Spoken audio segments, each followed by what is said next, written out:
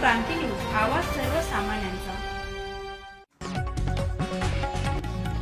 शहादा काकर्दे खुर्द येथील ग्रामसभेत अधिकाऱ्यांसह हजारो नागरिकांची उपस्थिती।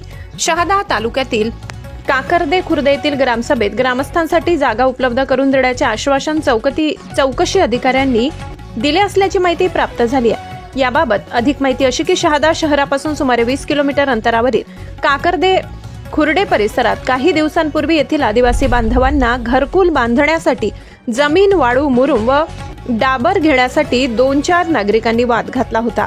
त्यांच्या तक्रारी अर्जावरून शहादा तहसीलदार व प्रांत अधिकारी यांनी सदर गावाला भेट दिली असता गावकऱ्यांच्या समस्या सोडण्यात येतील असे आश्वासन तहसीलदार यांनी गावकऱ्यांना दिले होते।